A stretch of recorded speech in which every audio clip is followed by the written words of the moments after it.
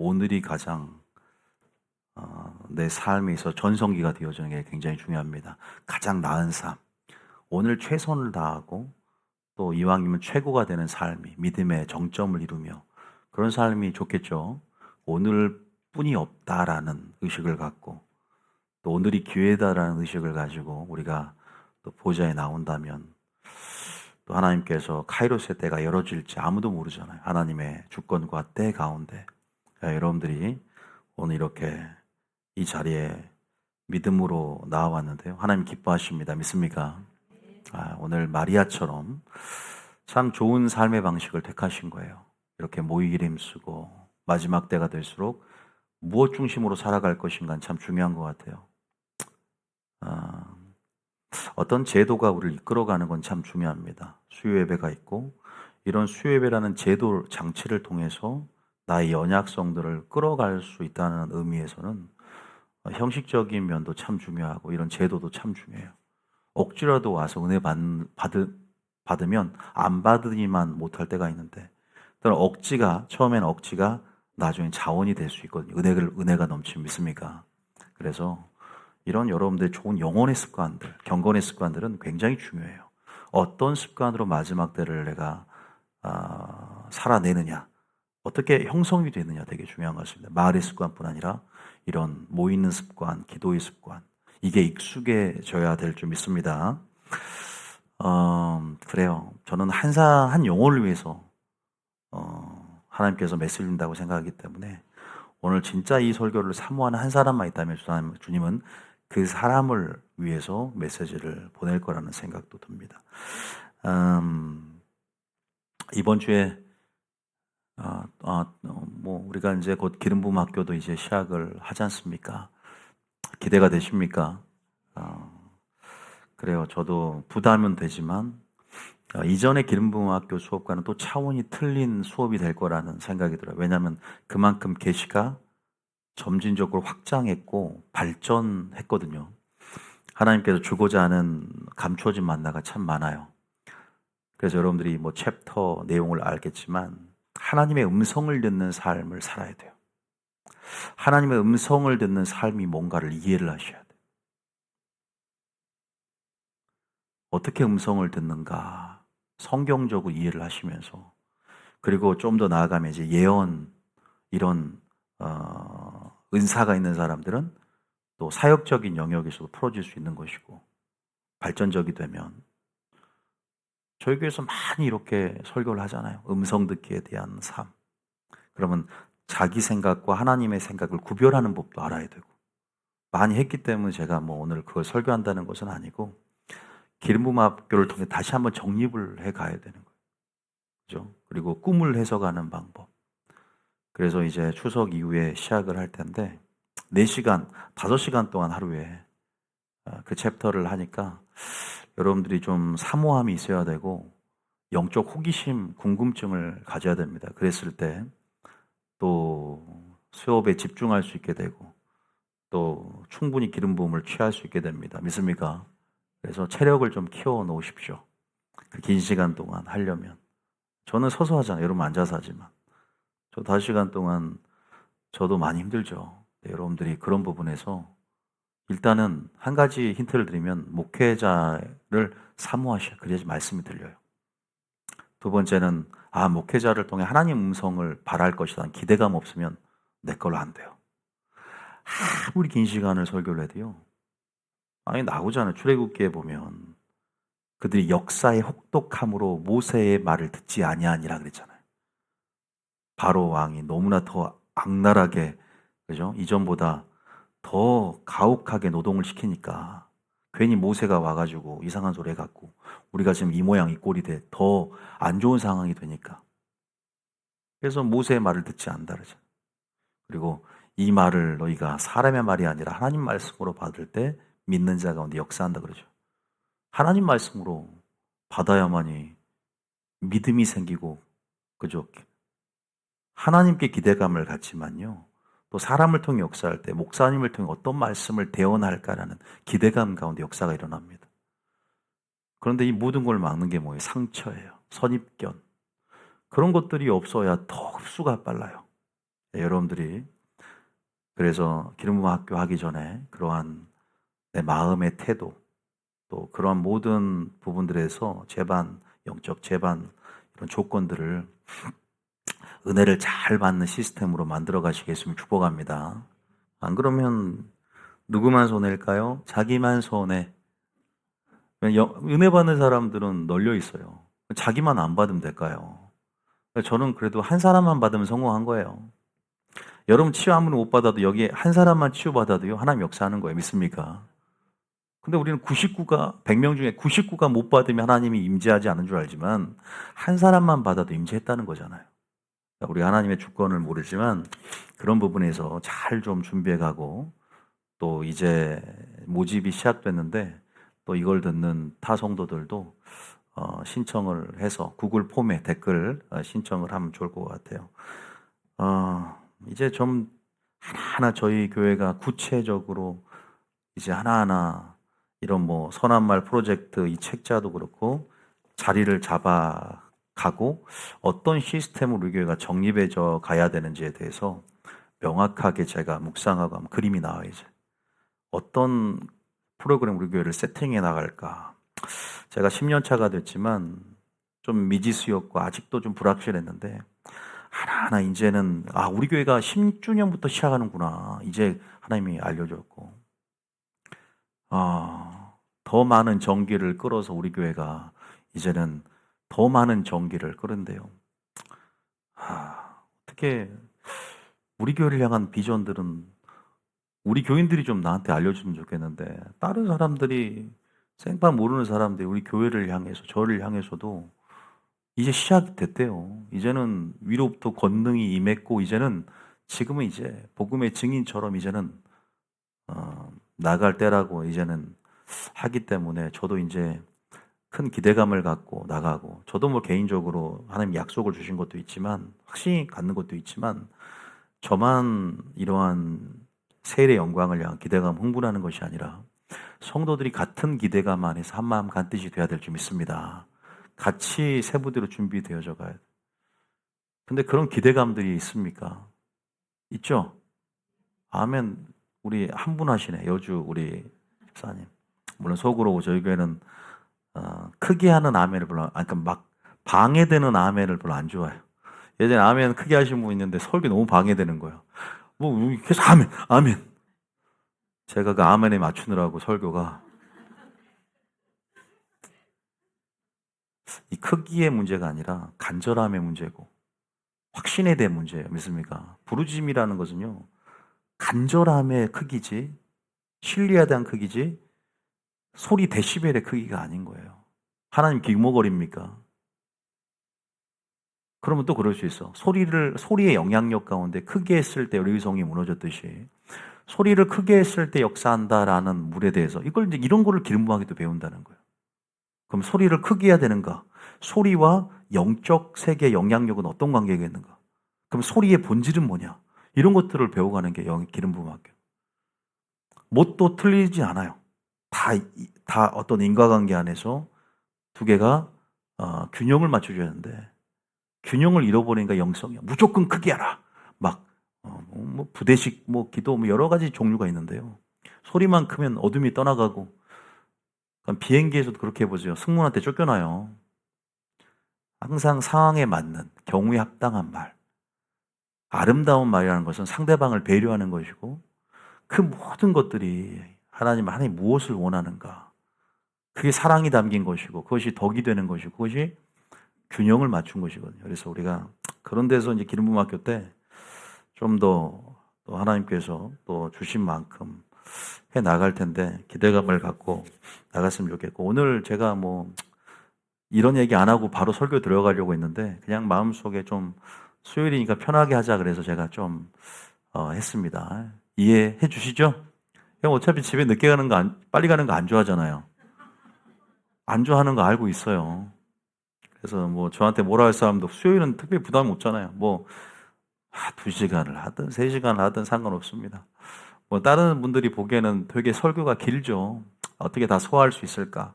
근데 제 마음에는 멀리 오신 분도 있고 어떻게든 또 우리가 매일 만나는 게 아니기 때문에 일단 이때 탁 해놓고 설교를 한 번 더 들을 거라는 기대감 때문에 이렇게 하는 것 같아요.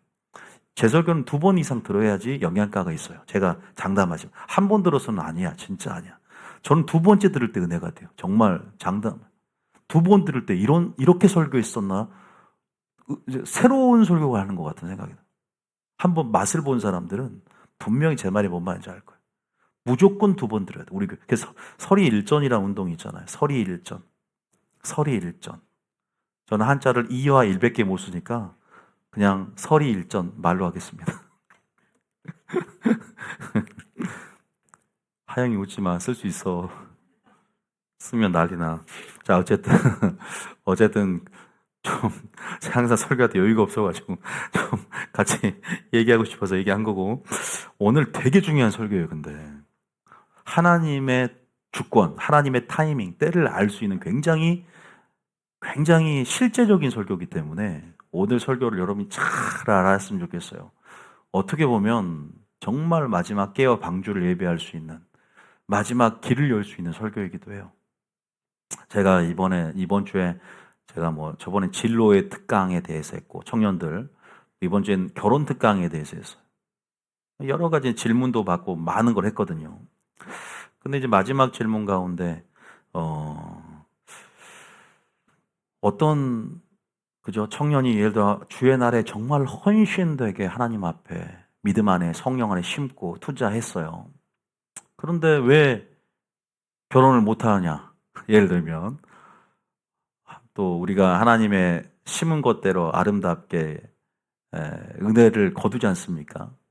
왜 눈물로 씨를 뿌렸는데 기쁨으로 단을 건다고 했는데 눈물이 더 왜 눈물을 더 2배로 거두냐?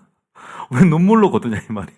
아니 우리가 눈물로 심으면 기쁨으로 거둬야 되는데 눈물로 심었더니 눈물로 거두는 거야. 제 말이 그래요. 이제 걔가 그랬다는 게 아니라 생각해 보니까 왜 눈물로 그게 아니라 그런 질문이 참 좋았어요. 예를 들면 우리가 11조 생활을 해요. 하나님이 누구보다 철두철미하게 박하와 회양가 근처의 11조를 구별해서 저 앞에 정말 열심히 드리고 11조와 봉헌물, 도둑질 한다 그러니까 나는 정말 열심히 있으면서 근데 형편이 나아지질 않아. 오히려 정말로 11조 생활을 하지 않는 사람들, 그런 사람들, 헌금 생활 별로 관심이 없는 사람들이 아니 오히려 더 생각이 더 이렇게 번뇌하면요. 어디까지 문제 제기를 하냐면 악인의 형통까지도 이제는 부럽기도 하면서 이제는 하나님 앞에 그 명제에 대해서 왜 악인이 형통하는 것에 대한 하나님 앞에 문제 제기를 하면서 원망과 불평을 늘어뜨릴 수 있거든요. 되게 그런 부분에서 우리가 한번 또 하나님의 주권, 타이밍, 때에 대한 부분들, 하나님의 관점, 하나님의 생각들을 읽고 하나님을 우리를 어떻게 인도하기를 원하는지에 대해 생각을 해볼 시간이 아닌가 오늘. 이 질문을 하는 사람의 물론 믿음의 수준, 어떤 우리의 근본적인 우리의 생각은요, 질문은요, 항상 저는 질문을 할 때 그 질문이, 그 생각이 자기중심적인가를 생각해 봐요. 나의 철학과 이성과 논리 관점, 이 관점을 바탕으로 해서 질문의 내용이 나와요. 그러니까 뭐냐면, 이게 뭐예요? 생각해 보세요. 그 결론의 도출에 있어서, 그 결과에 있어서 내가 원하는 무엇을 기대를 했을 거 아닙니까? 내가 원하는 게 중요한 것인가? 그러니까 하나님이 원하는 것이 중요한 것인가? 하나님의 뜻이 있는가 없는가가 되게 중요한데 우리는 그런 부분에 생각해 봐야 되죠. 그러니까 우리가 단순히 우리는 이렇게 판단을 합니다. 예를 들면 어떤 결과에 있어서 어떤 결과만을 놓고 쉽게 하나님의 임재의 유무를 판단하고 또 형통과 이 축복을 세속적인 가치로 정의를 하는 거죠. 내가 원하는 행복 있잖아. 형통 있잖아. 그 결론과 결과가 도출이 안 되면 하나님이 없다 이 말이야. 임재 유무를 판단한다는 거죠. 하나님의 사랑의 유무를 판단하는 거예요. 그러면서 원망을 늘어뜨리고 불만을 토로한단 말이에요. 그러니까 그거 자체가 내 중심적인 질문이고 내가 원하고 바라는 것들이 내 중심적이라는 것이죠. 내가 원하는 이상적인 결과를 추구하는 경향성이 있다는 것. 이것이 우리의 실존적인 모습이고 믿음이 없는 나의 현실이라는 것들을 일단 여러분 알았으면 좋겠어요. 먼저 이런 부분에 대해서 얘기를 해보고 싶은데 그런 질문들을 물론 이제 청년들 중에 그 사람이 꼭 그러한 믿음이 없는 사람이 아니라 그런 상황도 있는 것에 대해서 정말 그래요. 열심히 하나님 앞에 헌신을 했으면 복을 좀 받고 정말로 결론적으로 결과적으로도 그들이 정말 원하는 부분에서는 주님이 채워주고 그들의 니즈를 충족시켜주고 그렇게 좀 잘 됐으면 모든 것들이 그렇게 하나님 심은대로 정말로 아름답게 거두가는 형세와 형국을 보여주면 그죠? 문제가 없을 텐데 정말로 전도서에 말한 것처럼 해 아래 허무함이 느껴질 정도로 정말로 허무함을 극복을 해야 되는데 허무함에 눌려서 허무해질 정도로 정말 마침내는 악인이 형통한 걸 보면서 하나님 섬기는 것이 헛되다라고 말라게 나오잖아요. 이게 좀 더 임계점을 넘어가면 하나님 섬기는 게 헛되네요. 그래서 교회를 떠나요. 그게 성경에 나옵니다. 그 이면에 하나님을 나는 상업적인 어떤 상업적인 대상으로 그죠? 하나님을 거래하듯이 하나님을 섬김의 대상으로 여기지 않았는가 하면 생각해 봐야 돼요. 상업적인 이용의 대상으로. 그러니까 내가 이렇게 하나님 앞에 했는데 이게 크면 안 돼. 내가 하나님한테 어떻게 했는데 내가 얼마를 심었는데 내가 정말 얼마나 헌신했는데 내가 남들 이럴 때 다 안에서 이렇게 했는데 그러지 않습니까? 우리 실존적으로 그러잖아요. 어떻게 나한테 이러실 수. 근데요, 초신자 때는 제가 항상 하나님의 우리를 다루심 가운데 이제 막 유아기 때, 이제 막 초등학교 때, 아주 어릴 적에는 오냐 모르니까 그 모든 원망과 불평을 하나님을 아는 기회로서 때로는 이렇게 하나님께서 토닥이면서 들어주기도 하지만 이제 우리가 그저 모세 율법을 받고 시내산에서 어느 정도 하나님을 익히고 신앙생활의 여정 가운데 이제는 출발선에 출발하면서 이제는 그 어떤 광야의 여정 가운데 진짜 들어가다 보면 침묵할 때가 있다 그랬어요. 정말 하나님이 없는 것처럼. 그리고 내가 심었지만 심은 대로 바로 결론이 도출이 안 되는 거예요.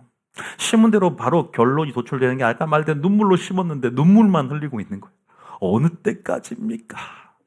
도대체 언제까지입니까? 라고 하나님 앞에 탄식하면서 저도 그런 질문이 참 많습니다. 계속 문제 제기가 되는 거예요. 하나님 앞에. 악인의 형통, 오만한 자가 잘 되고. 근데 오만한 자와 함께하지 말고 거만한 자리에 죄인의 자리에 함께하지 말고 자리에 앉지 말라고 했는데 그런 사람들끼리 유유상종 끼리끼리 잘만 하던데 나는 하지 말라는 거 복 있는 자들은 시편 1편에 하지 말고 다 안 했는데 항상 그러니까 환경을 크게 보고 내 결론과 결과를 크게 보면서 감정적으로 거기에 빠져 있는 거예요. 마귀가 그러죠. 그럴 때는 마귀의 음성이 크게 들려. 참으로 하나님이 뭐뭐 하더냐. 창세기 3장에. 하나님의 말씀에 그 진정성을 의심하게 만들고 하나님의 성품을 하나님의 그 사랑의 성품, 그 하나님의 공의의 성품, 그 성품을 의심하게 만들어. 의심이 들어와. 하나님 이런 분이구나. 이제는 원망이 깊은 불신이 하나님 앞에 들어오기 시작하는 이제 상처가 딱 만들어지는 거예요. 말씀이 들려 안 들려? 안 들리죠. 이것이 안 좋은 악순환이 되면 안 좋은 이 메커니즘 안에서 부정적인 반응이 만들어지는 거예요. 공감하실 겁니다. 아마 이런 경험을 저도 해봤고 여러분들도 아마 신앙의 성장의 진통 가운데 이런 성장의 진통을 통해서 더 돌파해서 아마 들어오신 분이 있었을 거예요. 그 여정 가운데 있는 분이라면 또 지금 그런 과정 속에서 지금 여러 가지 번뇌하신 분들이라면 오늘 설교를 좀 잘 들었으면 좋겠어요. 전 항상 저희 교회에 와서 성도들에게 주님이 목적이 되어야 된다는 말을 많이 합니다. 어렵나요? 주님이 목적이 되어야 된다. 어려운 말인가요? 하나님의 얼굴을 구해야 된다. 주님이 목적이 되어야 된다. 제가 이제 그 결혼 그런 강의할 때 그러면서 그렇게 말했어요. 그 질문을 받고 찬양팀도 찬양이 목적이 되면 안 된다 그랬어요. 문제가 생겨요. 설교자가 설교가 목적이 되면 문제가 생깁니다. 여러분, 모든 목적, 이 존재 이유, 기승전 예수가 돼야 됩니다. 믿습니까? 근데 그게 뭔지를 배워가야 돼요. 말은 우리가 청산유수 들은 게 있기 때문에 하나님의 얼굴을 구하고 내 삶의 목적은 예수님이고 내 존재 이유도 예수님이며 하나님 말씀이며 그렇게 하나님의 얼굴을 구하기 원합니다. 하나님 목적이 되기를 원합니다. 그런데 진짜 내가 하나님이 나의 목적인가? 아까 말했지만 그렇게 하나님 앞에 헌신하고 하나님 앞에 투자하고 믿음 생활을 했지만 왜 내가 원하는 방식대로 나는 결혼도 못하고 예를 들면 결혼도 못하고 있고 청년의 실존적인 문제 가운데 예를 들면 나는 왜 이렇게 경제적으로도 힘든가? 제가 이유까지도 하나님의 때와 그 관점에 설명을 해드릴 거예요. 지금 해드릴 테니까 잘 들어보세요. 어쨌든 그런 부분 안에서 결혼도 목적이 아니에요. 결혼이 목적이 되면 그때부터 문제가 생기는 거예요. 진로가 목적이 되면 그 결론이 잘못 도출되고 내가 바라는 결과가 안 되기 때문에 이제 원망이 들어오는. 다시 무슨 말인 줄 아세요? 상황이 어려워지고 환경이 그러니까 제가 환경에 막 무게감 얘기하고 압박감 이런 얘기를 했는데 내가 원하는 대로 어떻게 보면 어떻게 되지 않는 상황들. 다시 말해서 어려움을 겪어보면 또 극한 상황을 하나님 연출자이기 때문에 극한 상황을 맞닥뜨려 보면 그때 참인지 거짓인지 알고 계신지 진짜인지 알 수가 있어요. 하나님 그렇게 우리를 어떻게 하면 달아보시고 그렇게 구별하시고 그렇게 뭐랄까 양과 염소를 알곡과 죽이를 나눈다는 거 아세요? 환난은 그러한 의미가 있어요. 진짜를 얻기 위한 어떻게 보면 구속사 안에서의 하나님의 다루심일 수 있어요. 그래서 보면은 비가 내리고 창성하고 바람이 불 때라는 말을 하죠. 환난의 유익도 있지만 환난은 구별하기 때문에 그 환난에 있어서 마귀도 도구로 사용하세요. 그래서 마귀도요 하나님의 도구로 씁니다. 악인들도요 왜 잘 되냐고요? 도구로 쓰려고 하나님이 준비시켜 놓은 연출자들이에요. 큰 섭리 안에 제가 하나 더 알려드릴 거예요. 자, 성경에 보면요. 욥기 제가 말씀드렸죠. 욥에게 이런 말을 합니다. 마귀가 하나님께 따지면서 욥이 하나님을 경외하고 섬긴다고 하지만 까닭 없이 하나님을 섬기겠습니까? 그 말은 뭐예요? 우리 신앙의 근거에 있어서 우리가 어떠한 목적의식이 확실히 있느냐. 그리고 까닭과 이유라는 것은 그게 어떤 보상 때문에 또 어떤 개인적인 이기적인 어떤 사유가 있기 때문에 하나님을 섬기지 까닭 없이 그것은 우리는 까닭이 없어요. 우리는 그냥 하나님이 하나님 되시는 것이고 우리는 창조의 목적과 구원의 목적을 알기 때문에 우리는 하나님께 영광을 돌리게 태어난 우리의 존재 위치를 알기 때문에 하나님을 사랑하는 것이다. 믿습니까? 아니 피조물이 까닭이 있습니까? 까닭이 있는 순간 여러분의 목적이 되는 건 뭘까요? 찬양팀이에요? 찬양팀 내려놓으면 교회 떠날 거예요? 찬양하려고 교회 와요? 그때 비로소 환난이 올 때 비로소 자신의 모습을 알 수 있는 거예요. 제가 그래서 우리 찬양팀 훈련시키는 청년들 조금만 자기 입맛에 안 맞고 그러면 그러니까 제가 항상 옳은 것보다 중요한 것은 순종이다. 옳은 것보다 행복보다 중요한 것은 순종이다. 이것들을 배워가는 거거든요. 그러니까 배워가는 여정 가운데 우리가 원망할 수, 불평을 늘어뜨릴 수 있죠. 몰랐을 때 우리가 바로 원망했다고 너는 나가리야. 너는 잘못됐어. 이런 건 하나님 이런 방식은 아니에요. 우리가 아직 어리고 잘 몰랐기 때문에 또 배워가는 여정 가운데 실수할 수도 있고. 근데 악심을 품고 나는 이게 내 자리고 난 이거 아니면 나는 교회 안 다녀. 만약 이런다면 우리가 그 목적을 생각해봐요. 그 하나님의 얼굴을 구하는 삶, 하나님을 나의 목적을 삼는 삶은 환난이 올 때, 극한 상황이 올 때 알 수 있다. 이거 오늘 명제를 잘 기억하고 계셔요. 이걸 알면 오늘 말씀이 잘 풀어질 거예요. 자, 먼저 한번 욥기 1장 9절 한번 읽어봅시다. 욥기 1장 9절에 한번 읽어볼까요? 시작. 사탄이 여호와께 대답하여 이르되 욥이 어찌 까닭 없이 하나님을 경외하리까. 제가 이거 한 구절 말고 나머지 안 하려고요. 우리가 아니까 욥 이야기를 이렇게 시작을 해요. 정말 한번 까닭 없이 테스트해 볼까요? 이제 정말 테스트를 이제, 그러니까 하나님도요, 네가 진짜 까닭과 이유가 있는지, 하나님의 마귀의 이 템테이션은 하나님의 테스트라는 범주 아래에 있어요. 왜? 마귀도 하나님의 도구거든요. 그러니까 하나님의 테스트도 있는 거야. 네가 진짜 나를 경외하는 목적을 한번 살펴보자는 거예요. 그래서 우리를 연단시켜서 정금같이 나오게 만들어. 정말로 그래서 제가 하나님 얼굴을 구하는 자는 하나님을 찾는 족속이고 하나님을 즐거워하는 자. 가장 마지막 때 이제 재림 전에 하나님 어떤 자를 찾아요? 따라합니다. 그리 아니하실지라도의 믿음. 그래서 마지막 다니엘은 마지막 환란을 이기는 믿음의 표상이 되는 그러한 믿음의 예표예요. 다니엘의 세 친구는요. 그래서 그리 아니할지라도 믿음, 찬송과 연합이라는 가치를 분명히 표방하면서 마지막 때를 준비하라는 사인이에요. 그런데 뭐라고 그래요? 그리 아니할지라도의 믿음. 이것은 뭐예요? 환경이 어찌 되든 주님께 초점이 맞춰 있고 주님 하실 일들, 주님의 때와 주권, 섭리를 주님을 아는 즐거움 안에서 확신을 갖고 인내하는 것이고 나는 환경, 내 목적 자체가 내 안에 있는 게 아니야. 방향성이 나를 향해서 내 중심적이 아니라 완전히 주님의 사랑 안에 거듭난 존재. 나는 재물이고 다시 말해서 바울처럼 나는 배설물이다. 주님의 의가 내 속에서 가치가 있지. 나는 아무것도 아니라는 그런 의식들이 얼마만큼 중요한 줄 아세요? 근데 마지막 때는 우리 다 자존심이 세잖아요. 그러니까 기도 내용 보면 알잖아. 다 내가 원하는 거잖아. 누가 그의 나라 의를 구하요? 의를 구합니까? 완전히 바꿔줘야 돼요. 죄송하지만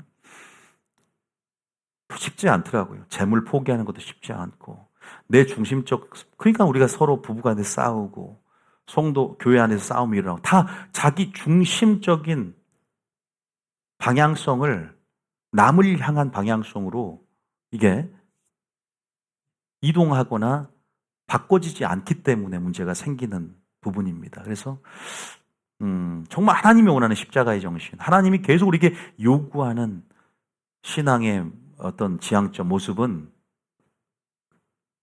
그런 모습들이죠. 그래서 여러분들이 하나님의 얼굴을 구한다, 하나님을 찾는 족속으로서 하나님을 목적으로 취하는 신앙으로서 저는 여러분의 신앙이 예수만 남기를 예수 이름으로 축복합니다. 그래야 돼요. 제가 항상 해왔기 때문에 말씀을. 그래서 까닭 없이 하나님을 경외하리까 하면서 쫙 테스트를 하는 장면이 나옵니다. 전부 다 그냥 쳐버려요. 자, 또 한 구절 더 봅시다. 다니엘서 3장 17절, 아까 18절, 그리 아니할지라도 읽어봅니다. 17절, 18절, 시작.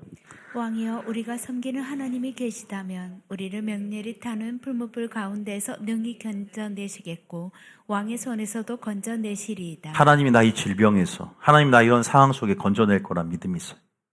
근데 그렇게 안 해도 상관없어. 제가 결혼 얘기할 때 그렇게 열심히 신앙생활하고 성령 안에 심었는데 그렇게 11조 열심히 하고 나는 왜 경제적으로 왜 내 형편이나 상황은 나아진 게 없지? 오히려 내가 이 교회를 택한 거 잘못된 게 아닌가라고 의심까지 들어와. 그래서 마귀가 계속 꼬셔. 야, 하와에게, 야, 참으로 하나님께서 너한테 그렇게 그 명령 그렇게 했어? 야, 그거 아니야. 의심이 들어오기 시작하는 거야. 맞다고 생각했는데 이제 흔들리기 시작하는 거야. 요동치기 시작. 왜? 내가 지금 무엇을 원했는지 자기 자신을 살펴봐야지. 나는 지금 무엇을 원했는가? 결혼을 원했는가? 뭐 직장을 원했는가? 찬양을 원했는가? 설교를 원했는가? 정말 하나님께서 나의 자리 이동을 시키고 정말 내가 어떤 상황이 와도 어떤 극한 상황에 나는 하나님을 기대할 수 있고 하나님을 바라볼 수 있고 하나님을 목적으로 취하는 나의 삶의 고백과 행동을 동일하게 액션을 취할 수 있는가? 테스트가 온다고. 까닭 없이 하나님을 경외해 할까? 마귀가 항상 여러분을 소식탐탐 노리고 있다. 이걸 알아셔야 돼요. 근데 다니엘의 세 친구는 틀렸어요. 분명히 하나님이 건져낼 걸 믿지만 18절에 아주 마지막 환란에 이길 수 있는 믿음을 가진 신부들이 진여할 고백이에요. 그렇게 하지 아니하실지. 우리 할 때는 이제 그리 아니하실지라도 했잖아. 근데 이게 좀 길어졌어. 계획은 그렇게 하지 아니하실지라도. 좀 라임이 안 맞아서 좀 짜증이 나는데. 나는 그리 아니할지라도 좋거든요. 찬양할 때도 그리 좋잖아요. 그렇게 아니 죄송합니다. 이해하셨죠? 무슨 말인지. 읽어보세요. 18절 시작. 그렇게 하지 아니하실지라도 왕이여 우리가 왕의 신들을 섬기지도 아니하고 왕이 세우신 금심상에게 절하지도 아니할 줄을 아옵소서. 감사합니다. 감사하는 신앙. 할렐루야. 찬양하는 신앙입니다. 해석이 바꿔졌어요. 해석이 바뀌어 있어요. 믿음이 탁월합니다. 마지막 이것은 환란을 이길 수 있는 어떠한 극한 상황과 환란의 풍파가 와도 비가 내리고 창수가 나고 바람이 불어도 무너지지 않는 지혜로운 신앙. 이런 다니엘과 세 친구와 같은 고백. 그렇게 하지 아니하실지라도 우리는 불순종하지 않겠다. 왜? 하나님이 나를 높이실 걸 알기 때문에. 진짜 풀무불에 들어갔지만 안 탑니다. 초자연적인 하나님의 구원의 역사를 맛봅니다. 이런 고백이 있었기 때문에 찬양이 영적 전쟁의 승리고 감사가 영적 전쟁의 승리인 줄 믿습니다. 이것이 바로 하나님의 얼굴을 구하는 신앙이에요.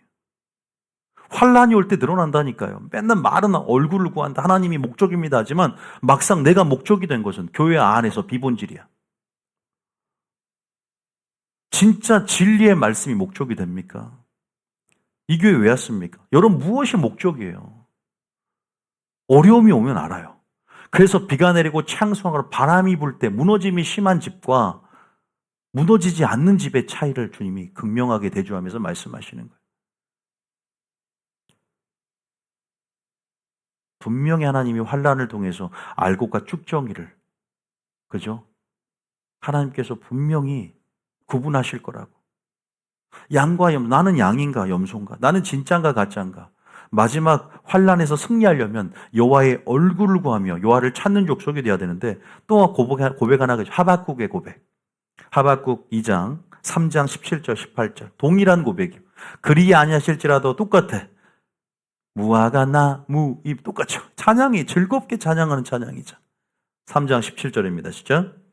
비록 무화과 나무가 부성하지 못하며 포도나무에 열매가 없으며 감람나무에 소출이 없으며 밭에 먹을 것이 없으며 우리의 양이 없으며 이렇게 되면 어떻게 돼요? 맨날 가죠. 아이고 가죠. 아이고 나는 간다. 아이고 어디 그렇게 가요? 그러다 지옥까지. 아이고만 하는 거. 아이고 여러분 우리는 외양간에 소가 있어야 기뻐합니다. 다 망했어요. 이건 파산이에요. 파산이라고요.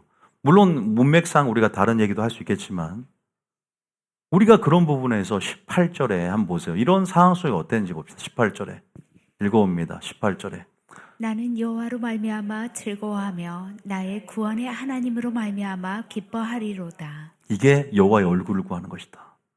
여러분 우리가 막연하지 않았어요. 맨날 목사님이 뭐 얼굴을 구한다. 뭐 목적이 된다.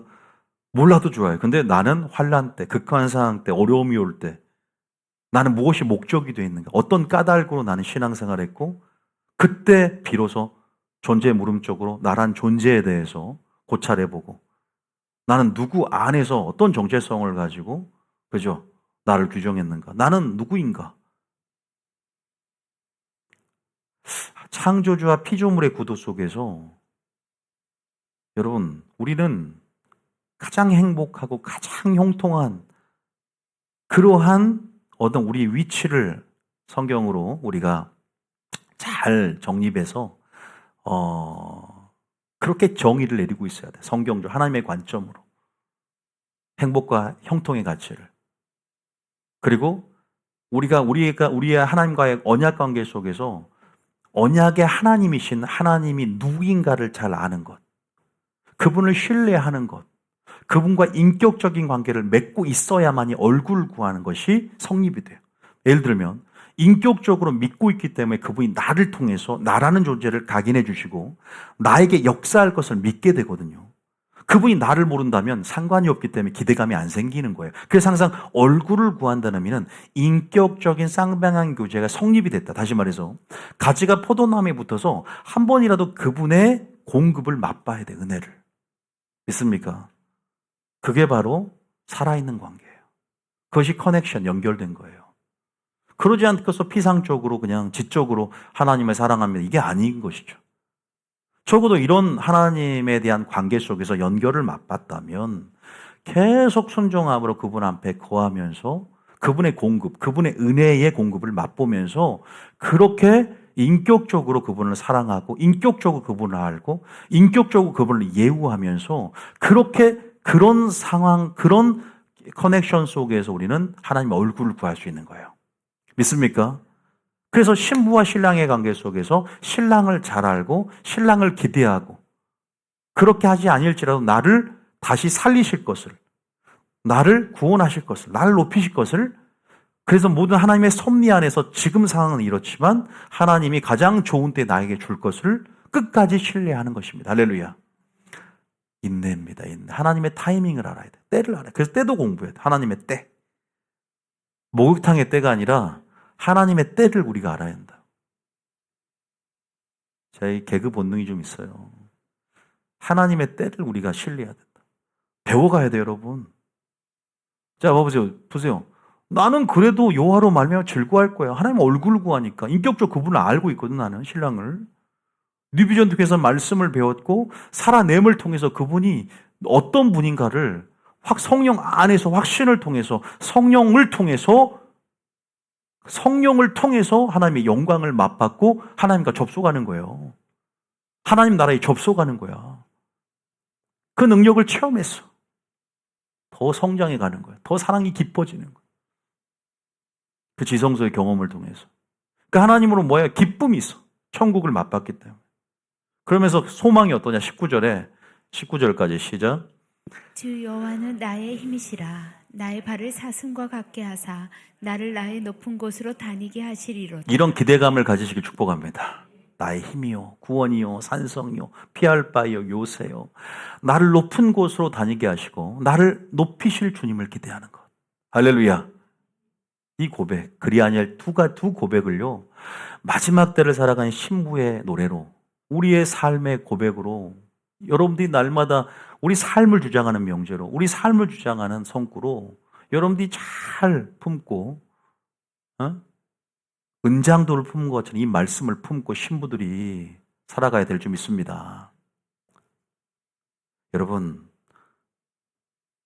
이 두 구절을 정리하는 구절이 바로 시편 24편, 우리가 항상 여호와의 산을 오르는 자, 그 산을 오르는 자가 바로 여호와를 찾는 족속, 하나님의 얼굴을 구하는 자인데 진짜 예배자들이잖아요. 누가 주의 장막에 설 자 누구냐.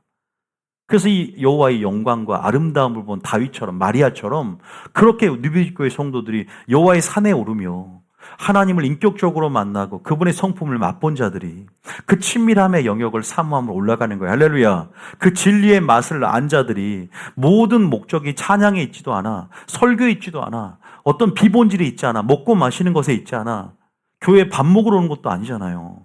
친교 모임, 친교하러 오는 것도 아니지 않습니까? 물론 어떤 의미에서는 공동체 안에서 서로가 코인원의 연합과 친교도 있겠지만 이 친교도 하나님의 사랑 안에서 진리 안에서의 사랑을 배우고 친교하지 않으면 완전히 인본주의 사교단체가 돼요. 위험한 단체가 돼버립니다. 당을 짓게 되고 나중에 아주 위험해져요. 그래서 먼저가 있어. 항상 우선순위가 있어. 하나님의 진리가 먼저. 믿습니까? 그 진리의 꼭대기에 먼저 오르는 목적이 확실해야 된다. 그래서 사람 때문에 온 게 아니잖아. 성도들이, 내가 성도들을 섬기는 것도 있겠지만 저 하나님 때문에 이사회 가는 거예요. 신본주의 스탠스로. 성도들이 교회 왕입니까? 아니죠. 하나님이 왕이잖아요. 초신자가 교회 왕이에요? 하나님이 교회 왕이에요. 있습니까? 사람이 왕이 될 수 없는데 오늘날 교회는 초신자에 맞추다 보니까 구도자 예배로 바꿔주면서 수준은 문턱을 낮춰버리고 이건 하나님의 집이 아니라 그걸 잘 구별해야 돼요. 하나님이 얼마나 지금 안타까워하고 있고 하나님의 마음을 시원케 하는 종이 되라 그러지 않습니까? 하나님이 비나스가 창을 찔러서 죽인 거 보고 내 마음이 너무 시원하다. 오, 네가 나 대신에 내 마음을 좀 시원케 해줬구나. 그러한 설교가 되길 원합니다. 여러분, 그러한 하나님의 입장이 돼야 돼요. 보세요. 시편 24편 3절 한번 읽어볼까요? 시작.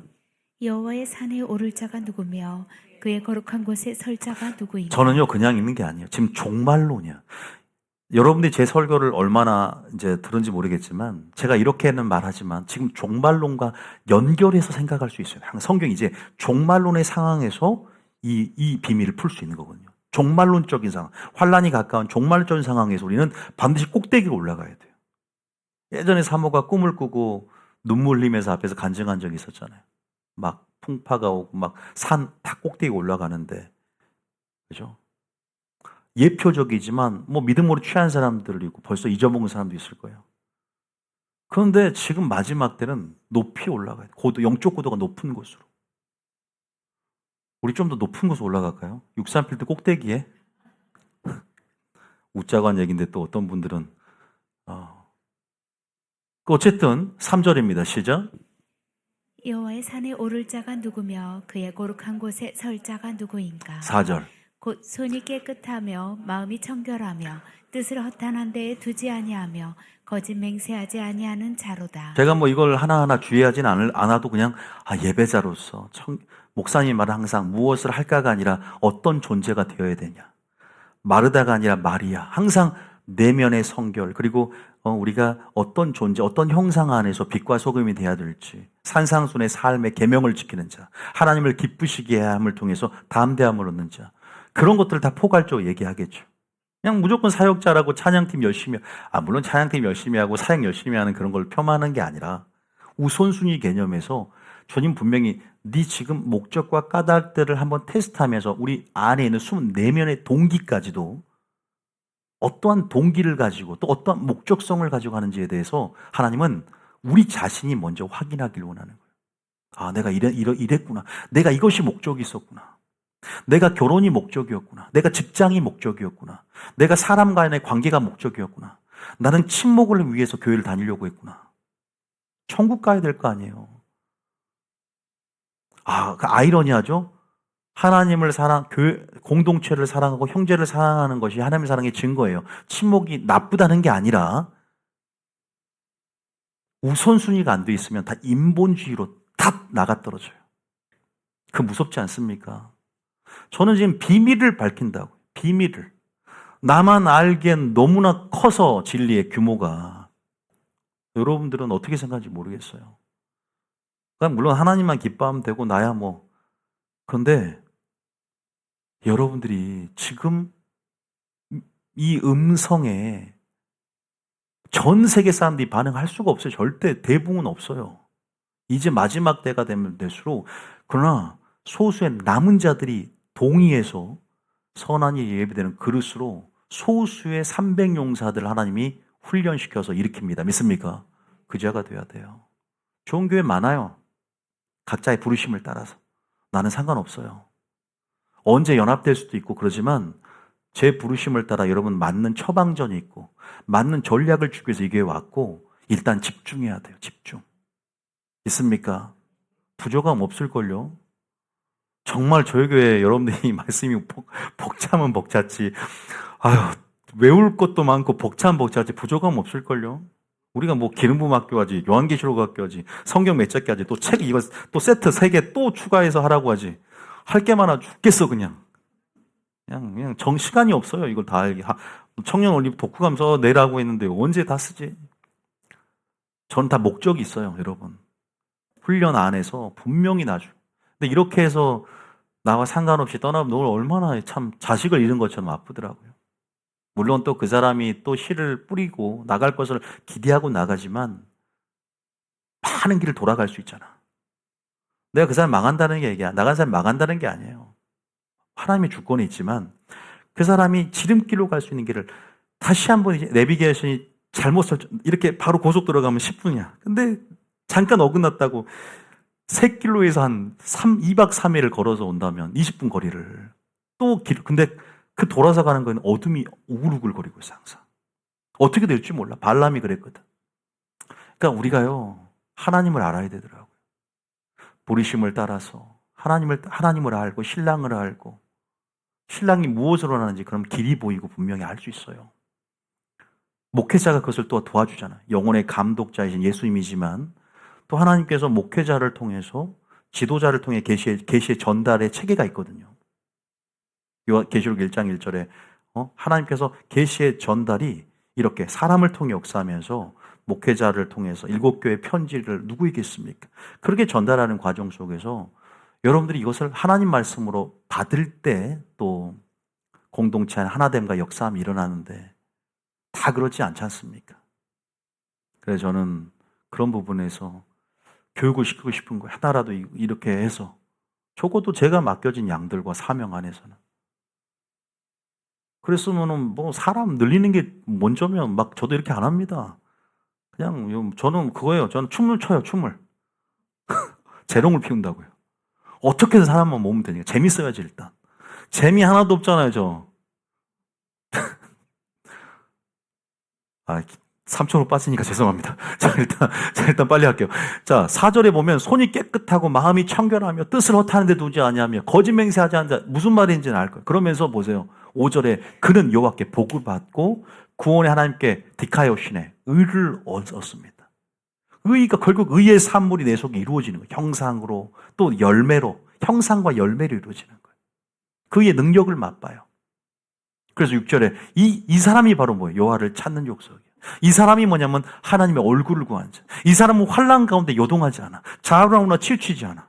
견고하게 시냇가에 심은 나무처럼 늘 공급받으며 순종함으로 붙어있어. 요지부동하지 않는다고. 영생의 말씀이 여기서니 떠나지 않아. 늘 근거가 예수님이야. 늘 이유가 까닭이 예수님이야. 할렐루야. 아니요, 예수님 좀 추상적이죠. 진리의 말씀이야. 아니요, 여러분은 어떻게? 여러분 뉴비전교회 말씀이 돼야 돼. 신령한 젖줄이 돼야 돼. 뉴비전교회가. 그 가치를 성령 안에서 빨리 인식하고 좋은 것에 집중하고 충성할 때 우리가 바뀌기 시작합니다. 하나님이 지금 마지막 때 여호와의 얼굴을 구하는 자, 정말 그 중심이 바른 자, 그런 자들을, 그 믿음 있는 자를 찾고 있는 줄 믿습니다. 여러분, 목적이 되는 거 이제는 찬양도 아니고, 아까 저는 설교자도 설교도 아니라 그랬어요. 은사자는 은사도 아니야. 직분은 직분자도 아니야. 비본질, 먹고 마시는 것 하나님 나라의 본질이 아니요. 하나님 나라 안에서 의가 있어야 되는 거예요. 평강, 희락은 따라오는 거예요. 무엇이 목적이 되는가를 한번 생각해 보면서 나가야 된다. 자, 좀 더 정리해 보면, 자, 보세요. 아까 뭐 질문으로부터 시작했지만, 보세요. 결국 내가 원하는, 바라는, 원하고, 바라고, 어떤 사람 하나님의 성품을 원하고 바란다고 하지만, 내가 원하는 결과, 결론을 도출하고, 내가 원하는 대로 되지 않으면, 내가 목적이 거기, 내 마음이 거기 있기 때문에, 결론이 있기 때문에, 상황이 바뀌는 것에 있기 때문에, 그러니까 주님은 전혀 정반대로 일하실 때가 많죠. 신앙의 성숙 한번 봐봅시다. 자, 질문에 있어서 내 중심적이라고 있는데 우리가 거듭나고 또 우리가 주님의 사랑을 깨달으면 방향성이 어떻게 되죠? 나를 향한 중심에서 이타성으로, 이타적인 사랑, 하나님의 사랑이 이웃을 사랑하고, 그죠? 이 덕을 끼치는 측면으로 더 공동체를 먼저 생각하고 남을 향해서 방향성이 바뀜을 통해서 사랑이 내 안에서 가둬주는 게 아니라 흘러나오게 됩니다. 우리는 이것을 사역이라고 말하기도 하고 섬김, 희생, 이런 가치들이, 이런 삶의 양식들이 내 안에 만들어져요. 믿습니까? 이게 우리는 믿음의 성숙이라고 하죠. 방향이 바뀌는 게 믿음의 성숙의 지표인 거죠. 그럼 기도의 내용도 바꿔줘요. 내가 원하는 무엇이 아니라 하나님 나라 의를 구하고, 목회자를 위해서 구하고, 공동체를 위해서 구하고, 하나님의 시선이 있는 곳에, 마음이 있는 곳에 하나님과 동역할 수 있는 그러한 통로가 되고 그릇이 되어져 가는 것입니다. 여러분, 신앙의 성숙이 있기를 원합니다. 이에 타산적으로 상업적인 이용의 대상으로 주님과 거래하는 게 아니에요. 온전히 주님을 사랑하기 때문에, 주님이 목적이기 때문에 창조주와 피조물의 위치를 이해하면서, 그래, 그분 안에서만 형통과 행복이 있음을 깨닫고 이미 굴복되어지는 거예요. 어쩔 수 없음을 주님의 한계성 앞에, 주님의 능력 앞에 진짜 말 그대로 속된 말로 깨갱하는 거죠. 그러면서 완전히 엎드러질 때, 단순히 무서워서가 아니라 그분의 사랑이 나를 압도할 때, 그분의 사랑이 나를 지배할 때, 그러면서 내 속에 받은 그 사랑이 1만 달란트 빚진 자의 심령이 되어서 반드시 이웃에게 용서와 사랑의 흐름으로 흘러가면 기도의 방향이 바뀌니까 중보가 일어나는 거예요. 할렐루야. 사람을 살리는 거 아닙니까? 하나님은 계속 그렇게 우리가 형제를 위하여 목숨을 버리는 것이 이보다 더 큰 사랑은 없다. 나는 이 정도 사랑이면 됐어가 아니라 더 십자가의 사랑을 닮아가길 원하고, 성부, 성자, 성령의 그 공동체의 그 하나됨처럼 그 임재 안에서 순종하며 떨어지지 않는 그런 공동체로서 연합들이 뉴비전께 있기를 원한 줄 믿으시기 바랍니다. 이 사랑을 가지면요, 바꿔집니다. 하나님의 얼굴을 구하는 자의 특성은 바로 이 사랑을 갖고 있어요. 하나님을 목적으로 하는 사람은 이 사랑을 갖고 있기 때문에 끝까지 하나님의 얼굴을 구하고 나갑니다. 오늘은 어떻게 보면 하나님의 얼굴을 구하는 자, 환란이 와도 이길 수 있는 자들, 알곡과 쭉정이를 나누는 환란이 올 때도, 비가 내리고 창소 바람이 불 때도 무너지지 않는 자들은 바로 분명한 이런 하나님의 사랑을 가지고 있는 자로, 이런 사랑을 날마다 그 친밀함 속에 공급받고 그 사랑을 깨달아 알았기 때문에, 하나님을 아는 지식이 있었고 그 사랑을 깨달았기 때문에, 그 사랑이 너무나 넘쳐흐르기 때문에, 여러분, 우리가 그렇게 성숙된 자로서 내 환경과 내 상황이 어찌 되든 거기에 연연해서 하나님의 임재와 사랑의 유무를 판단하는 자가 되지 않는다. 원망하지 않는다. 불평하지 않는다. 당을 짓지 않는다. 원수의 일에 동조하지 않는다. 오히려 하나님 나라 안에 동역자가 하나님이 함께 하실 수밖에 없는 조건을 만들어가면서 승리한다. 믿습니까? 제가 하나님을 좀 알려드릴게요. 하나님은요, 여러분 결혼하길 원해요. 청년들은 제가 실제 이제 강의를 했기 때문에, 또 뭐 11조 생활한 분들 성부가 되길 원하고, 또 여러분이 원하는 언약 백성들이 또 원하는 문제가 있을 때 문제 해결해 주길 원하십니다. 그거 믿습니까? 근데 문제 해결만 해주시는 분이 아니잖아요. 문제 해결을 보다 더 하나님은 하나님의 일하심 가운데 큰 하나님의 그 일하심의 지향점이 뭐예요? 제가 아까 적어놓은 게 있는데 바로 뭐죠? 바로 제가 적어놓은 문제 해결이 아니라 딱 믿음, 구원, 하나님과의 관계, 하나님의 얼굴을 구한 자가 되기를 원하는 거죠. 여러분, 어떻게 설교가요? 많이 한 것 같지만, 뭐 다시 한번 들을 걸 믿지만 어려운 설교가 아니에요. 그런데 이렇게 하나님의 얼굴만을 구하고 목적이 바뀌는 것이 정말 하나님을 사랑하고 하나님을 알아야 되거든요. 하나님을 만나야 돼요. 성장해야 돼요. 믿음의 성숙이 일어나야 되거든요. 그 사랑을 그 진리 속에서, 그 친밀함 속에서 공급받고 맛을 봐야 돼요. 그러지 않으면 이렇게 되지 않아요. 그래서 여러분들이 오늘 하나님을 아는 지식을 좀 알려드릴 텐데, 하나님의 관점을 좀 알릴 텐데, 하나님은 단순히 문제 해결자로 오신 것이 아니라, 단순히 여러분의 문제만 해결해 주는 것이 아니라, 여러분이 원하는 결론과 결과만을 도출해 줘서 여러분의 니즈만 충족시켜 보는 게 아니라, 여러분 영혼을 살리기 원한다. 믿습니까? 여러분 믿음을 연단해서 정금같이 되게 하길 원한다. 그것이 고난의 형태로 줄지라도, 환난을 던져줄지라도, 침묵할지라도, 그것이 여러분 앞에 어려운 순간이라고 느끼게 할지라도 결국 하나님은 여러분을 사랑하기 때문에 일하신다. 그래서 책망하길 원하십니다. 그래서 책망이 은혜라는 사실을 깨달을 때 자녀들은 성숙하게 된다. 믿습니까? 여러분, 이거 쉬운 것 같지만 막상 내게 닥친 그 환경의 무게감이 너무나 크면요, 하나님 원망하더라고요. 저 하나님을 원망하진 않았어. 막 대놓고 막 욕하면서. 그런데 왜 하나님 저에게 이러십니까? 라는 말이 나오더라고요. 극한 상황이면 그래요. 본인은 다 환란이 없을 때 안 그럴 것 같죠. 근데 우리가요, 언제든 또한 환란이 올 수 있지 않습니까? 그리고 평소에, 그래서 하나님을 아는 다니엘의 세 친구가 정말 대단한 믿음이라니까. 그렇게 하지 아니하실지라도 믿음이 얼마나 위대합니까? 얼마나 위대합니까? 비록 무화과의 나무가 아까 외양간에 소가 없을지라도 얼마만큼 구원의 하나님 즐거워할 수 있다는 것이 하나님을 얼마나 신뢰하는 믿음입니까? 하나님의 섭리 안에서 생각하고 하나님 하실 일에 대한 엄청난 기대감, 이 믿음의 눈이 열어져 있는 것은 속사람이 믿음의 눈을 열고 바라보고 있는 거예요. 할렐루야. 눈을 감고 있지 않아요. 이거는 평소에 어떤 스탠스를 갖고 어떤 마음의 태도로 준비되어져 있느냐지 갑작스럽게 발현되어지는 어떤 용기, 그런 믿음이 아닌 것이죠. 지금 우리는 하나님의 지식으로 점진적으로 준비해 가야 되고 하나님을 배워가는 시즌이다. 믿습니까? 하나님을 배워가야 돼요. 그 사랑을 진리 속에 배워가면서 공급받고 지금 맛보는 시기입니다. 믿습니까?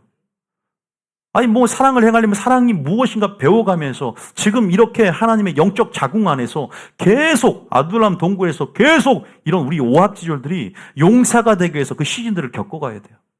계속 우리가 배워가야 돼요. 그 만나들을 취해가야 된다고. 하나님이 그래서 지금 훈련시키는 거죠. 제가 거기에 집중하고 있는 겁니다. 많은 좋은 사역들도 있어요. 그러나 절제하고 지금 집중할 수 있는 부분들, 여러분들이 상처를 치유하면서 하나님이 집중해서 만들어가는 하나님을 말씀으로 아는 시기. 그럼 하나하나 좀 더 살펴보면서, 물론 오늘 다 할 수는 없지만 문제 해결 한번 여기 한번 읽어볼게요. 누가복음 이건 누가복음 12장 읽어봅시다. 누가복음 12장 13 주님 뭐라고 했는가? 자, 누가복음 12장 13절 14절. 자, 읽어봅니다. 시작. 무리 중에 한 사람이 이르되 선생님 내 형을 명하여 유산을 나와 나누게 하소서 하니 이르시되 이 사람아 누가 나를 너희의 재판장이나 물건 나누는 자로 세웠느냐 하시고. 하나님 문제 해결자로만 오신 게 아니라는 거예요. 예수님은. 그 얘기를 하려고 제가 이 구절을 갑자기 생각나더라고요. 이 구절이. 그럼 하나님께서 마지막 오른쪽에 정말 그런지 한번 봅시다. 하나님이 어떻게 일하시는, 그러니까 여러분이 우리는 모릅니다. 우리는 신적인 통찰력으로 성경 지명적인 하나님의 때와 주권들에 대한 온전한 이해가 없어요. 하나님은요, 과거와 현재와 미래를 한꺼번에 내다보세요. 그 완전한 계획들을 이미 시작부터 처음까지 완전히 내다보시고 그 계획들을 이미 세워놓으신 분이에요. 여러분, 운명의 초소까지 이미 정해져 있어요. 절대 예정론이라는 소리가 아니라 이미 알고 계신다고. 전지전능한 성경 지명적인 주님의 어떤 신적인 통찰력 속에서 알고 계신단 말이에요. 전부 다 알고 계세요. 그렇기 때문에 우리는 하나님의 시각으로 바라볼 수 있어야 돼. 하나님의 관점에서 생각할 수 있는 것이 지혜고, 그러기를 원해 또 하나님이. 그래서 뜻을 이해하고 뜻을 분별하면서 하나님의 때를 분별하면서 근접해 가면서, 그죠? 희미하게 보이던 하나님의 때와 하나님의 뜻이 갈망하는 자에게 주님이 열어준대, 알려준대. 그래서 오늘 설교를 통해서 여러분 하나님의 섭리를 이해하고 뜻과 때를 온전히 이해하게 될 때 여러분 또 인내할 수 있게 되는 거예요. 기다릴 수 있게 되는 거예요. 할렐루야. 왜? 그분은 선한 합력하에 선을 이루시고 가장 좋은 때에 좋은 것을 주실 수 있는 분이기 때문에. 아까 열심히 헌신했어. 열심히 일했는데 결혼이 늦어지고 예를 들면. 근데 지금 빨리 결혼하면 그 사람이 어떻게 잘못될지 하나님만 알고 계신다. 우리 인생에 있어서 우리의 모든 반응들을, 상황적인 변수 가운데 모든 반응들을 우리는 몰라요. 가장 우리 자식들이 잘 되는 시점을 알기 때문에 그 모든 상황에도 감사할 수 있어야 되는데, 우리는 그러한 신적 통찰력, 미래의 한치 앞도 못 내다보는 삶의 그 불확실성, 미래를 모르는 그 상황 속에서 삶의 불확실성 가운데 늘 염려하는 정말 한치 앞을 모르는 어리석은 인생 가운데 여전히 원망하고 있잖아요. 왜 안 해줬냐 이 말이지. 결과만 보고. 왜 나 합격 안 시켜줬어? 왜 하나님 이렇게 열심히 했는데? 그냥 거래, 하나님은 상업적인 거래야. 나 열심히 심었으니까 물질 심으면 돈 준다며. 부자 되게 한다며. 왜 가난해? 나 교회 안 다녀. 이런 식이 되는 거예요. 근본적인 하나님의 얼굴을 구하는 게 뭔가? 하나님 목적으로 취하는 삶이 뭔가? 하나님 어떻게 우리를 다루시는가? 그럼 때를 알아야 되고, 하나님의 주권, 하나님의 타이밍. 다시 말해서 하나님 문제 해결이 아니라 결국 우리의 내면을, 우리의 믿음을, 우리의 영혼의 구원을 다루시고 우리를 파라다이스로, 양들의 파라다이스 푸른 초장과 쉴만한 물가로 인도하기를 원하신다. 믿습니까? 끝까지 신뢰하셔야 돼요. 결국 인내하게끔 하기 위해서 또 하나님은 알려줍니다. 이제 조금 소망이 가져지지? 끝까지 인내해. 지금은 아니야. 왜? 지금 너를 위해서 그래.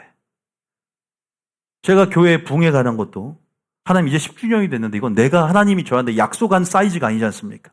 하나님 10주년이 됐는데 이건 하나님이 저에게 모든 선자를 통해서 말씀한 규모가 아니지 않습니까? 제 부르심도 아직 덜 열렸지 않습니까? 네가 5년 전에 너한테 문을 열었으면 너는 감당 못해서 너는 뛰쳐나갈 거 내가 아니까. 너는 수용 능력이 안 돼. 너는 리더십이 안 되는 걸 알기 때문에 내가 기다렸고 계속 네가 돌파하면서 들어오길 원했어. 이거예요. 이런 식이에요. 하나님은. 이런 답을 주셨어요. 근데 여전히 나는 빨리 약속한 대로 주셔야지. 재정도 주시고 하나님 부르심, 나는 준비가 안 됐는데. 영혼을 맡을 만한 그물이 준비가 안 됐는데. 그러니까 지금 기도해 보면 하나님께 그런 것들에 대해서 감사. 부흥 안 된 거 하신 거, 아니, 부흥 안 된다는 것이 좀 말이 어불성설인데, 쉽게 말하면 그런 상황이 내가 원하고 바라는 식으로 안 돼서 감사. 그래. 그러나 모든 상황을 또 자신의 계획 안에서 선용하시고 모든 계획 안에서 합력하여 다 이 사람 저 사람 이런 모든 것의 완벽한 계획 속에서 개인과 역구속사를 주관하시면서 이끌어가는 그분의 지혜는 신묘막측한 줄 믿습니다. 신묘막측이 뭔 말인지 아세요? 오묘하고 헤아릴 수 없을 정도로 지혜롭다는 의미예요. 오묘하고 신묘막측하다. 그게 그분의 전지성이고, 그러니까 우리가 분명한 우리의 위치를 창조주로 피조물로서 이해를 하면서 나가야 되죠. 요거 한 번만 쭉 한번 읽어볼게요. 제가 여러분들에게 같이 한번 욥기 23장 10절입니다. 한 5구절 한번 읽어볼까요? 욥기 23장 10절입니다. 보세요. 주님은 이렇게 일하길 원하. 야, 환난과 고난 속에서 많은 침묵 속에 네가 이런 자가 되길 원하기 때문에 너는 인내를 배우라고 내가 이렇게 널 다룬 것이다. 내가 너 문제 해결해주고 싶어서가 문제 해결을 안 해주고 싶어서가 아니다. 나 끝까지 신뢰해? 알았지? 이런 거예요. 지금 위로하고 있는 거 하나님. 자, 10절입니다. 시작. 그러나 내가 가는 길을 그가 아시나니 그가 나를 단련하신 후에는 내가 순금같이 되어 나아오리다. 할렐루야. 우리 단련하시는 거예요. 순금같이 나오게 될 줄 믿습니다. 기대하십니까? 첫 번째는 단련하시는 거예요. 다 보면 어렵게 만든다 이 말이 하나님께서. 두 번째, 시편 119편 71절. 시편 119편 71절. 자, 다윗이 깨달은 거예요. 시작. 고난당한 것이 내게 유익이라. 이로 말미암아 내가 주의 율례들을 배우게 되었나이다. 하나님의 법을 배우는 거예요. 하나님의 말씀을 배우는 거예요. 하나님의 뜻을 깨닫게 하시는 거예요. 할렐루야. 고난이 없으면 내가 율례를 배웠을까? 고난으로 인해서 나를 어디로 푸시를 했냐 이 말. 하나님의 더 깊은 관계, 절대적인 하나님을 의지하게 만들고 하나님의 일하심들을 배워가는 기회로 삼으셨다. 믿습니까? 고난이 뭐다? 유익이다. 고난이 기적의 재료가 되는 것이고 간증의 재료가 되는 줄 믿습니다. 이렇게 해석할 수 있는 사람이 있을까? 이것이 바로 하나님의 뭘 구하는 자예요? 얼굴 구하는 자의 삶의 방식. 어렵게 생각할 필요 없어요. 항상 고난이 오고 환난이 올 때 진짜의 힘을 깨닫게 돼요. 얼굴 구하는 자는 절대 흔들리지 않는다. 자로나 우나 치우치지 않고 견고한 비가 내리고 창수와 바람이 불어도. 자, 세 번째는 배전 1장 9절. 자, 영혼을 위해서, 우리의 영혼을 위해서 일한다. 시작. 믿음의 결국 곧 영혼의 구원을 받음이라. 결국은 곧 영혼의 구원. 결국 우리가 천국에 들어가도록 구원하고 영혼의 구원함까지 이르기를 원하시는 거예요.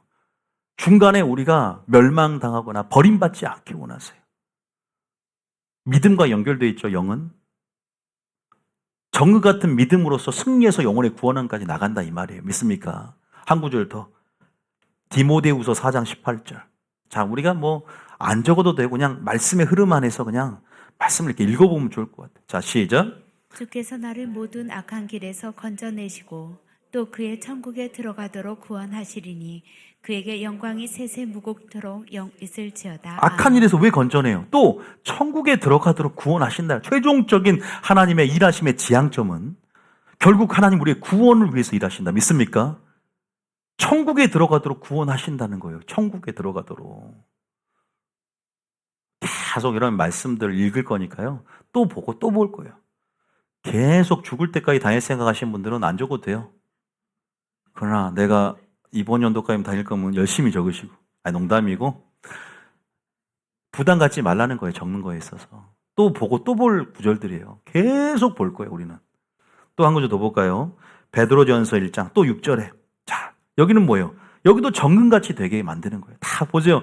근데 하나님께서 우리가 원하는 방식, 내가 원하는 결론, 내가 원하는 식만, 중심성만 내려놓는다면 하나님의 섭리 안에서 하나님이 원하는 것에 먼저 우리가 그 편 안에서 그 섭리 안에서 생각하고 그렇게 방향성이 바꿔진다면 우리는 성숙이라고 말할 뿐 아니라 우리 마음에서부터 자유와 평강을 얻게 됩니다. 하나님이 주시는. 하나님 그걸 원하는 것이고요. 그렇게 우리를 다루시는 것이고요.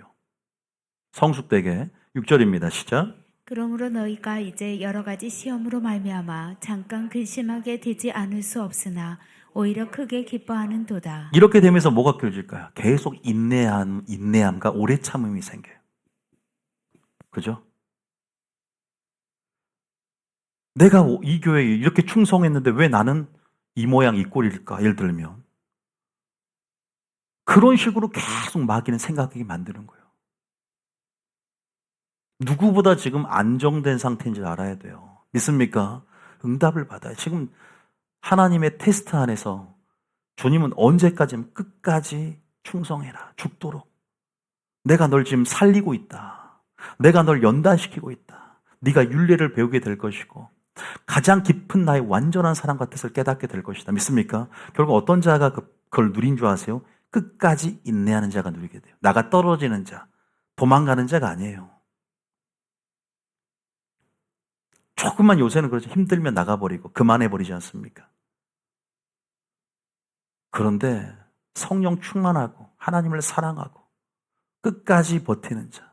그래서 신앙은요, 마지막 끈질기게 엘리사가 엘리야를 쫓아다녔을 때 요단강 물을 겉옷을 취할 수 있었어요.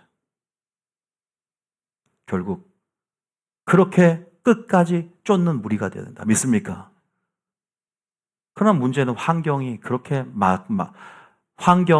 그 환경이 조그마한 놀이 들 때는 괜찮지만 이것이 내 배를 전복시킬 만한 큰 놀이 나면 우리 무서워서 금방 환경에 집중하잖아요. 베드로가 예수님 바라볼 때는 무리를 걸어요.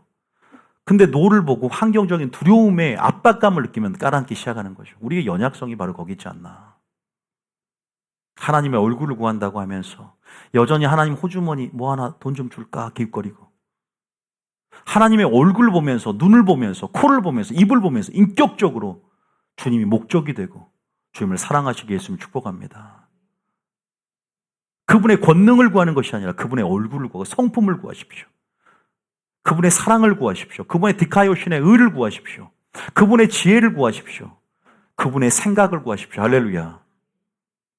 그분과 하나가 되시고 그분의 뜻과 하나가 되길 원해야 돼요. 마지막 그래야 살아요. 그래야 환난을 이깁니다. 그리 아니하실지라도 믿음으로 승리합니다. 안 그러면 전부 환경이 얼마나 지금 마지막 그리스도인들이 처할 숙명은 좁은 길 더 협착하게 될 것이고 이제 마지막 주님 오시기 전에 더 핍박이 거세질 텐데 여호와의 얼굴 구한 자만 승리하게 될 것입니다. 지금부터 환난을 이기지 못하면서 그렇게 인내심이 없는데 그 인내심이 없기 때문에 환난이 인내를 낳고 환난을 주시는 거예요. 할렐루야. 환난을 통해 뭘 배운다? 인내를 배우고 인내를 양산하고 지금 우리 고백 다 읽었어요. 정금같이 나오리라. 보세요. 믿음의 확실함은 불로 연단하여도 없어질 금보다 귀하게 금이 성성되죠. 순금이 여호와께서 나타나실 때 그 정금 같은 신부들에게 칭찬과 영광과 뭐한다? 존귀롭게 하죠. 그러니까 환난을 즐거워하라는 거예요. 야고보에서도 말했지만 너무나 많은 성경 구절에서 이런 부분에서 말을 하고 있습니다. 여러분 주님을 믿으십니까? 주님이 나를 어디로 인도할까요? 한번 물어볼게요. 주님이 나를 어디로 인도할까요? 여러분 주님이 그냥 문제 해결이 아니에요. 주님이 나를 푸른 초장과 쉴만한 물가로 가장 양의 파라다이스 아닙니까? 여러분 거기로 가고 싶고 누비교회에 왔고 거기로 인도함 받고 싶은 거 하나님의 뜻인 줄 믿습니다. 하나님의 뜻인 줄 믿습니다. 바로 여기가 바로 하나님이 원하시는 그러한 하나님과의 관계 속에서 다 잃어버려도 하나님을 찬양할 수 있어 너? 이거를 테스트할 거예요. 너의 까닭, 너의 이유가 뭐냐, 동기가 뭔지 드러내실 거예요. 심판 때 그 동기를 드러내신다 그랬죠. 지금 우리가 말씀의 조명 가운데 빛 가운데 우리 동기를 드러내는 그것이 바로 중간 결산이라고 합니다. 지금 은혜 가운데 드러내서 어찌할 거는 심령으로 주님 앞에 은혜를 구하고 주님을 정말 사랑해야 돼. 정말 진리의 말씀을 정말 사랑해서 날마다 산 꼭대기에 오르는 자가 되시길 예수님을 축복합니다. 주님이 그것을 우리에게 원하시고 있는 것입니다. 믿습니까? 믿습니까? 여러분, 저는 오늘 이렇게 오늘 여러분들에게 설교를 하는 것이고,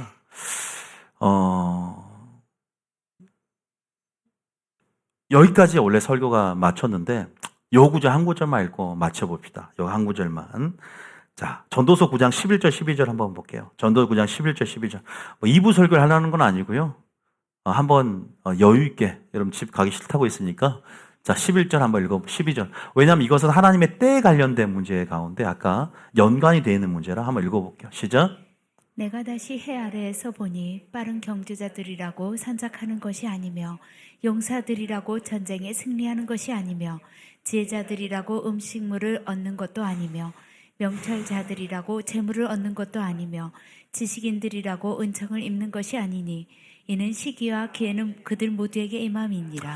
이 말이 좀 어려울 수도 있고 쉬울 수도 있어요. 아까 제가 뭐 어떤 질문을 접때 이 설교가 나왔냐면 열심히 이렇게 하나님 앞에 성령 심고 믿음 안에 신앙생활 했는데 왜 그들이 원하는 뭐 결혼을 위시해서 뭐 재정적인 어려움을 겪는 모든 것 가운데서 왜 내가 원하는 수준만큼 결론이 도출되지 않고 상황이 좋아지지 않냐, 나는 진짜 행복하고 형통하냐, 이런 문제 속에 번뇌할 수 있는 사람들, 혹시나 또 더 나아가 잘못되면 이것이 어떻게 확장을 이루냐면 악인도 형통하는데 하나님을 섬기는 게 헛되다라고까지 하나님을 등져버릴 수 있는 그러한 마귀의 유혹 가운데 넘어갈 수 있는 상황 속에 우리는 아까 하나님의 얼굴을 구하는 삶, 하나님이 목적이 되느냐에 대한 존재 물음적인 또 이러한 분명한 질문들을 던지면서 오늘 하나님의 얼굴 구하는 삶이 뭔지에 대해서도 하나님이 무엇을 먼저 보길 원하는지에 대해서도 오른쪽에 있는 부분들 말씀을 드렸어요.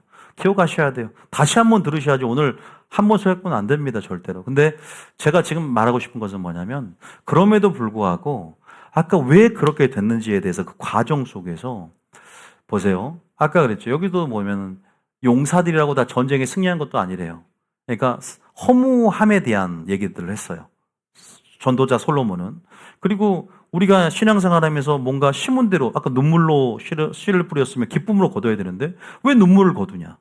욥이 봤을 때는 굉장히 신앙생활 열심히 하는데 왜 욥은 그런 엄청난 고통을 겪어야 되는가? 까닭 없는 저주는 없거든요. 신앙생활 가운데 하나님의 섭리가 있고 하나님의 주권적인 계획이 있어요.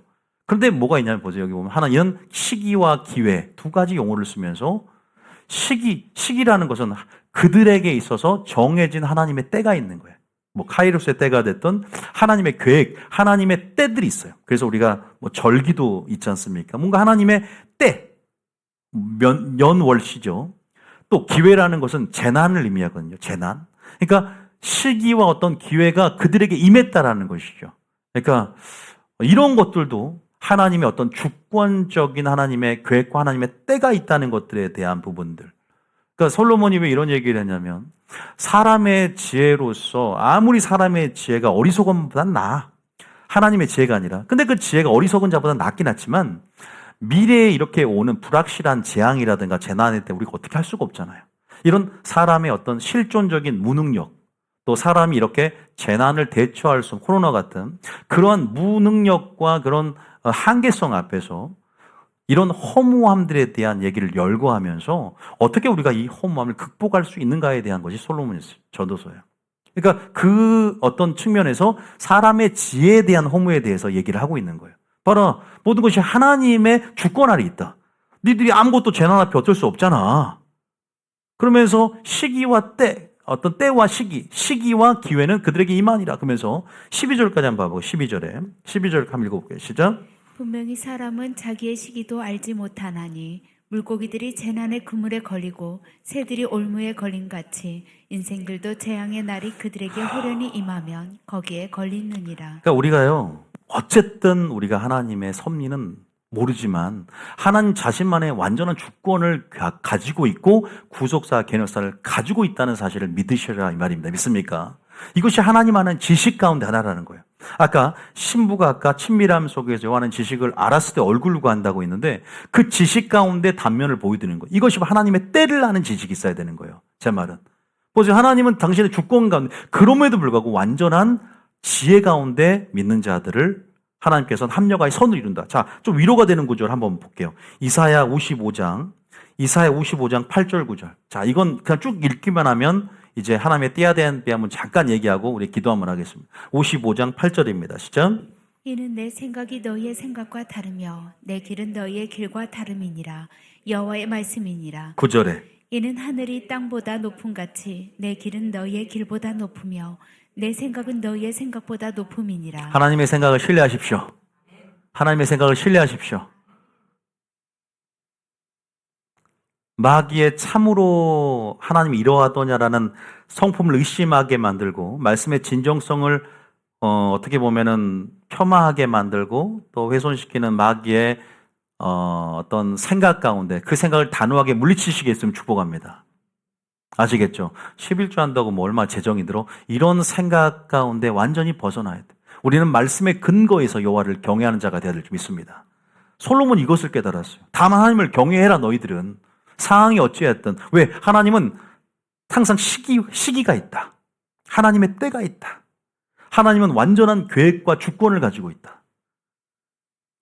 만물로, 말씀으로 모든 만물을 붙들고 계시고, 하나님은 지금 완전한 계획 가운데 옷을 만들 때 날실과 시실, 어떤 실들을 사용해서 우리가 그 모든 하나님의 큰 신적인 통찰력과 하나님의 넓은 거시적인 측면의 통찰력과 안목들을 소유하지 않는 이상, 그러나 하나님은 사모하는 자에게 그 자신의 계획과 뜻을 보여준다. 보여줘요. 하나님께서 알려준다고요. 사모하는 자에게. 그래도 우리가 다 주님을 몰라요. 유한해요, 사고가. 그 무한한 하나님의 영적인 사고를 우리 유한한 헬라적인 우리의 사고로 하나님의 깊은 측면을 통달할 수 없어요. 성령을 통해서 알게 해주지만 한계성을 가져요. 그러나 우린 찾아야 돼. 구해야 돼. 믿습니까? 뜻을 이해하고 분별해 가야 돼. 믿습니까? 알려준 만큼만 아는 거예요. 그것을 오히려 이런 상황이 아이러니하게 하나님을 찾게 만드는 거야. 하나님은 절대 다 안 알려줘요. 그러니까 끝까지 목표의식을 갖게 만들어 우리에게. 성령도 한량없이 구하잖아. 3시간만 구하면 성령 다 채워진다. 질소, 가스 주입하듯. 그러면은 딱 그 분량만 채우면 되지만 한량없는 하나님의 성령의 은혜가 있는 거예요. 믿습니까? 그게 하나님의 특성이에요. 이거 우리 기억하셔야 돼요. 그러면서 신묘 막측한 하나님의 지혜와 때에 대해서 시편 130편, 다윗은 시편 139편 1절에서 뭐라고 했어요? 한번 읽어보세요. 2절에. 나를 아시나니, 나를 안대. 그러면 2절에 뭐라고 시죠? 주께서 내가 안고 일어섬을 아시고 멀리서도 나의 생각을 밝히 아시오며 나의 모든 길과 내가 눕는 것을 살펴보셨으므로 나의 모든 행위를 익히 아시오니 계속. 여호와여 내 혀의 말을 알지 못하시는 것이 하나도 없으시니이다. 믿습니까? 이 말만 들어도 위로가 되잖아요. 나를 다 알고 계신데 안고 일어섬 내 혀의 모든 말을 다 듣고 계시고 다 알고 계시고 있어야 할 것을 미리 알고 계신다. 믿습니까? 그런 분이 침묵하고 있는 거예요, 지금. 그런 분이 지금 응답을 늦추고 있는 거예요. 왜? 가장 좋은 때 좋은 것을 주는 주님의 선하심에 대한 성품을 의심하면 안 되는 겁니다. 믿습니까? 그러나 주님이 나를 어떻게 훈련시키길 원해? 문제 해결이 아니라 단련시키길 원하는 거예요. 아까 읽었잖아요.